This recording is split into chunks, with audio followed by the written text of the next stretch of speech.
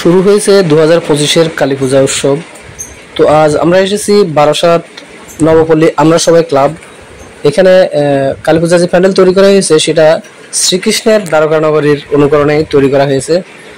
তো পূজার দিন থেকে 2-3 দিন বিভিন্ন রকম প্রোগ্রাম চলতে থাকে। তো চলুন আপনাদেরকে আজ ঘুরে ঘুরে দেখাবো এই শ্রীকৃষ্ণের দ্বারকা নগরীর কালী পূজা প্যান্ডেল এবং ঠাকুর প্রতিমা ঠাকুর। যারা ভিডিওটি দেখছেন, ভিডিও দেখার শেষে একটা সাবস্ক্রাইব, লাইক এবং শেয়ার করে দেবেন, আর বেল আইকন প্রেস করে দেবেন যাতে করে নতুন নতুন ভিডিও আপলোড করার সাথে সাথে আপনাদের কাছে নোটিফিকেশন পৌঁছে যায়।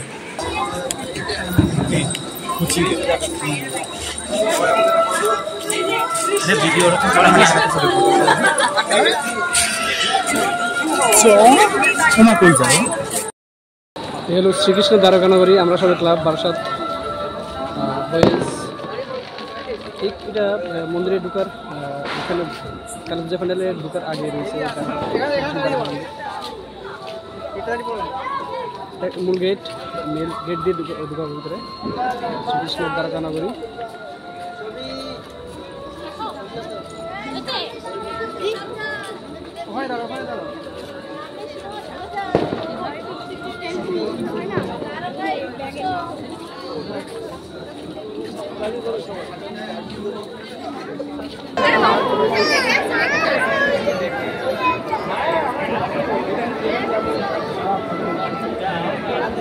গ্রিন গ্যালাক্সি পক্ষ থেকে নানা মতের মধ্যে এসেছে আমাদের পুজো কভার করতে।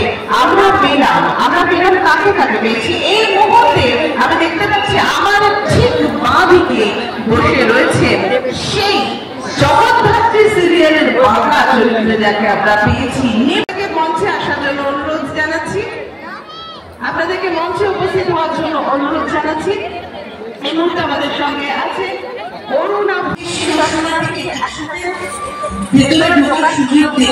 শ্রীকৃষ্ণের স্মরণীর থেকে ভিতরে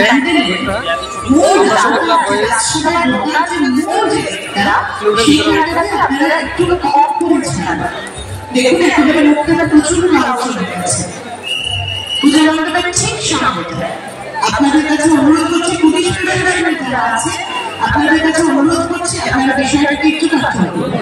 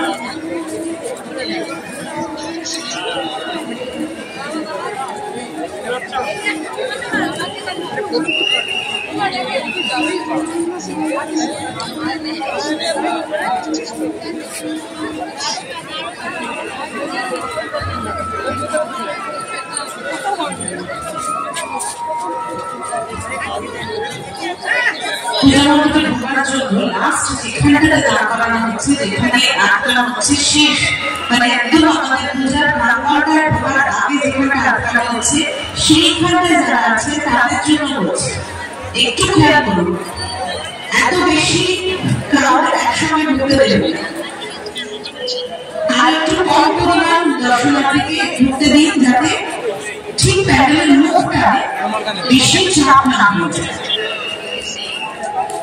প্রচুর দর্শনার্থী আসছেন, আমরা অনেকে মনে করি যে কালী পুজোর দিনগুলো একটু ফাঁকা পাবো, কিন্তু সেটাও হয় না যখন এত সুন্দর কিছু নির্মাণ করা হয়।